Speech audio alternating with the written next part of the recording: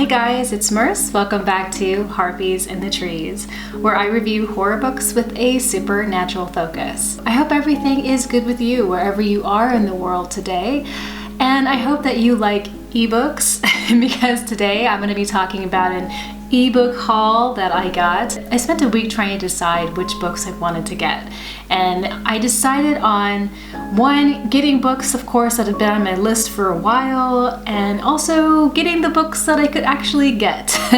So I have lists kind of like all over the place, and I really need to consolidate them because it'll make my life so much easier.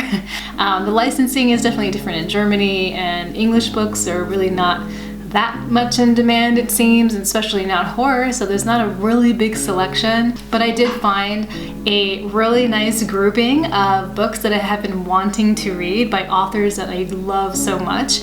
So I want to talk about those books and kind of like what they're about, and maybe kind of why I wanted to read them. And I also have one ARC that sounds really interesting to me that I got. And I also have a set of the whole series written by a booktuber that I really like. So we can talk about her channel and her books as well. So let's talk about all of these really cool and exciting ebooks that I cannot wait to read. So I'm going to go ahead and start with my books app because the majority of the books that I got are on here. So the first book that I decided to pick up was sort of on a whim, but I decided to get it based on the author interview that was in the description. And it's a book called The Haunting of Sunshine House, and it's by Dominica Best. And one of the questions to the author was, where did your interest in ghost stories come from? And she says, when I was young and living in Poland, I lived next door to an old cemetery. It had been a Jewish cemetery before World War II and had been gated since 1945. No one had been inside all those years. My apartment was on the 11th floor, and I could see through the dense trees down to the half-buried tombstones. I convinced myself I had seen several ghosts wandering there at night. My fascination with all things supernatural grew from there. So just reading this one answer from her, I was like, I think she's a kindred spirit, and so I decided to give this book a try. The synopsis for the book is evil lurking in Sunshine House human or something much worse?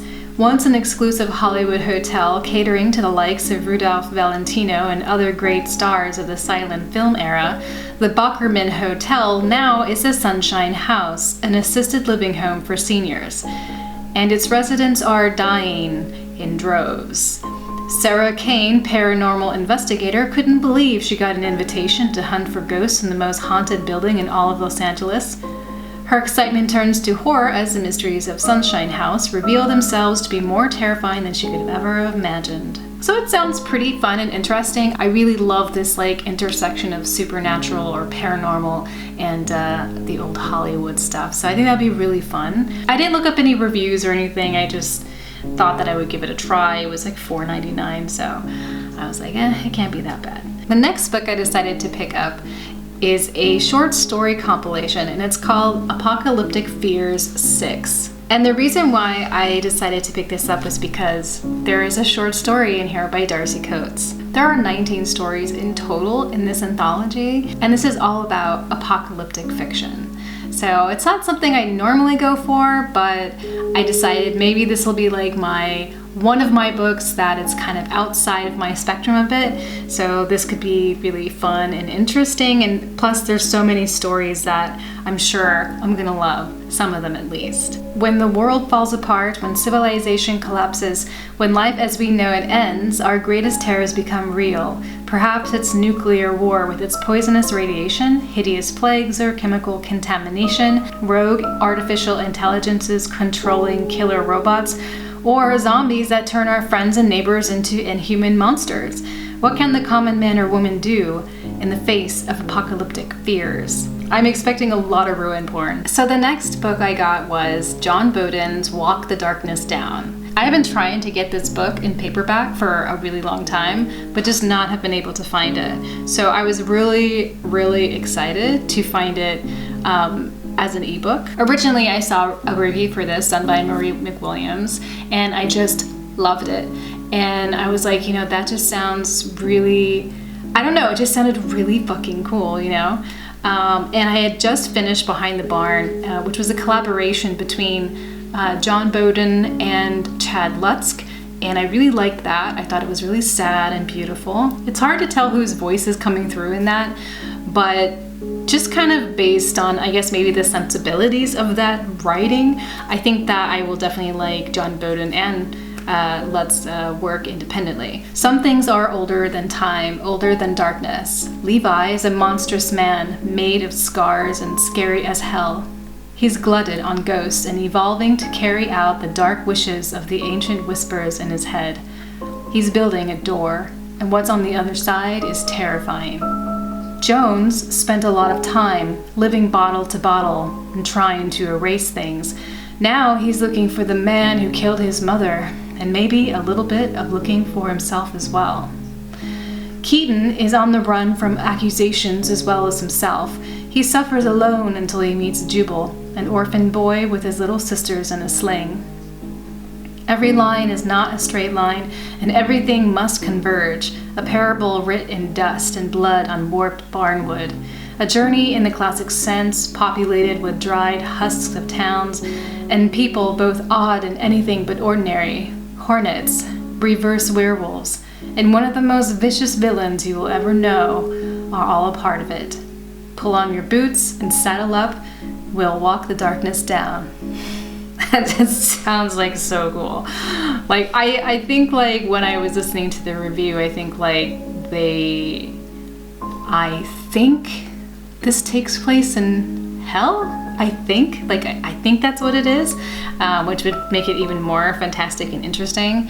And my vibe for this is just like, I just feel like the colors and the textures and the feelings and ambiance of like a ghost town in the West, you know? So I'm really excited about this one. The next book I got is by Adam Neville, who is one of my favorite horror writers. This will also be my third Neville book.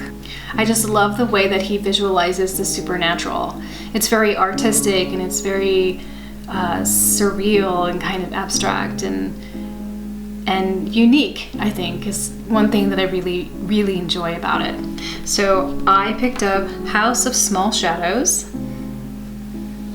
which can't see the cover for some reason, but House of Small Shadows. And the reason why I wanted to read this was because it's about a puppeteer, and I like puppets. I just think that they're just wonderfully freaky, you know? Like, I just like that kind of, I like stories about puppets. So this story is about a master puppeteer. So let's read this. I'll read you the synopsis so it's more cohesive. The Red House, home to the damaged genius of the late M.H. Mason, master taxidermist and puppeteer, where he lived and created some of his most disturbing works. The building and its treasure trove of antiques is long forgotten, but the time has come for his creations to rise from the darkness. Catherine Howard can't believe her luck when she's invited to value the contents of the house. When she sees the elaborate displays of posed, costumed, and preserved animals and macabre puppets, she's both thrilled and terrified. It's an opportunity to die for. But the Red House has secrets as dreadful and dark as those from Catherine's own past. At night, the building comes alive with noises and movements, footsteps, and the fleeting glimpses of small shadows on the stairs, and soon the barriers between reality, sanity, and nightmare begin to collapse. So yeah, that sounds pretty good, pretty freaky, you know, just little puppets moving around in the night, hearing their little feet pitter-patter on the floor. Yeah. And the last one I picked up with this app is The Toll by Sherry Priest. I've been seeing this one on Instagram for ages now. It's something that I've been wanting to get but just couldn't, I don't know, whenever I had an opportunity to get it, I think I just had forgotten about it. And I had it saved because it was something that I definitely think that I would like. It's Southern Gothic horror, and I had been reading some of the reviews that people had been leaving in their Instagram about it. Titus and Melanie Bell are on their honeymoon and have reservations in the Okefenokee swamp cabins for a canoeing trip. But shortly before they reach their destination, the road narrows into a rickety bridge with its old stone pilings with room for only one car. Much later, Titus wakes up in the middle of the road, no bridge in sight. Melanie is missing. When he calls the police, they tell him there's no such bridge on Route 177. So I hope that their story is definitely supernatural, because that will be very pleasing for me. The next ebook I have is actually a series of 4 books. And it was written by Regina St. Clair. She has a YouTube channel called Regina's Haunted Library. It's so cool. She just has this, just a really fun, spooky vibe. She talks a lot about, 70s vampires to modern day vampires to V.C. Andrews. And, she even has I think some writing advice and all kinds of stuff. So definitely check her channel out. She's actually written a 4-book series called The Dark Hollow Chronicles. And here's a picture of book number 1. It looks really, really cool. The other books in the Dark Hollow Chronicles series are The Ghost of Dark Hollow, which is the first book, The Witch of Long Shadows, The Lord of Blackshire, book 3, and Lady of the Manor, the last book. And besides the fact that I actually really like Regina, I think she's a pretty cool person, she likes books that I like, and her reviews kind of reflect a sensibility or something that jives with me really well. So I think that I will enjoy her writing, and it's just really cool also to read books by people that you know. It's just, this is kind of cool. It's sort of intimate too, a little bit, which I can see being kind of awkward, I think. If I wrote something and someone read it, it would definitely be, I'd feel very naked. So let me read to you what the synopsis is for the first book. A stranger arrives in the rural community of Dark Hollow, and the ghosts that have only existed in legends and folklore now reveal themselves as vicious and vengeful spirits made flesh. 17-year-old Hannah Gares finds herself inexplicably drawn to the wealthy billionaire Linford Cravens, who reclaims his family's crumbling Gothic mansion known as Blackshire Manor. While her small community suffers more ghost attacks, Hannah teams up with Sebastian, the dashing and dangerous heir to the Blackshire fortune. Together they dig into centuries-old mystery, and in the process, Hannah will uncover the truth about herself. So, Sebastian is just the perfect name for a dashing young man in a gothic tale. It sounds fun. These are definitely YA novels. And I kind of gave up reading YA for a little bit because I was just getting, just too YA'd out. So I had kind of been looking for stuff that was much more mature and adult. But I think this will be a really fun segue back into YA. So the next book I have was actually an ARC request. And I get those from time to time. I don't get a ton of them or anything, but I do get them from time to time, and I always just choose the ones that I think that I will enjoy and that, seem cool, And this one really sounded cool. I was actually pretty excited to read what this was about. It kind of made me feel like, just a little bit of Penny Dreadful in there, so I was feeling pretty excited. And oh, by the way, if you didn't know, there is a new season of Penny Dreadful. It's a whole new universe. I think it takes place in Los Angeles. And I'm pretty excited to watch it, even though nobody can replace Ava Green. Sorry. but I definitely still want to check it out. You should check the trailer out.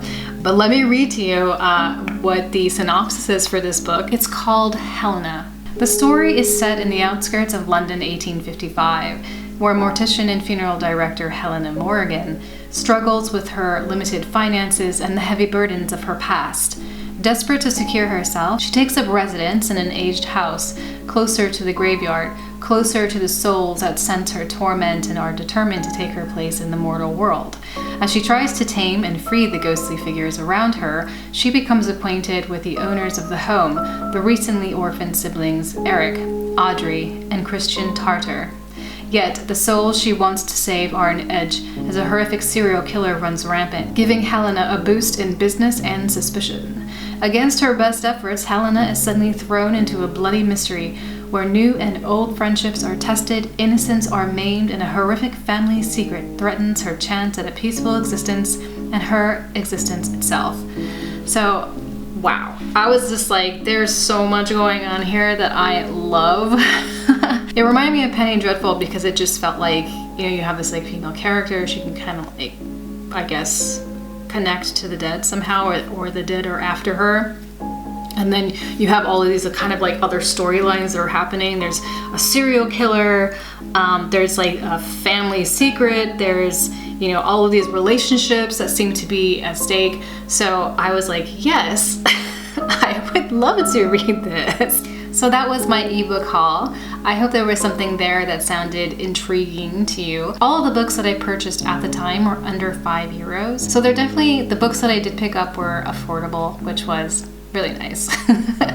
If you guys like these videos, please subscribe, leave a like. You can always find me at Harpies in the Trees and on Instagram as well. I post a lot of book photography, some comics that I draw from time to time, and I just try to share some cool ghosty stuff in my stories. I try to share things that are creepy and unnerving or interesting and scary. Thanks so much for hanging out with me tonight, for spending your free time with me. I really appreciate it. I hope everything is going really well for you, and you know the drill. Stay home, wash your hands, and I will talk to you next time.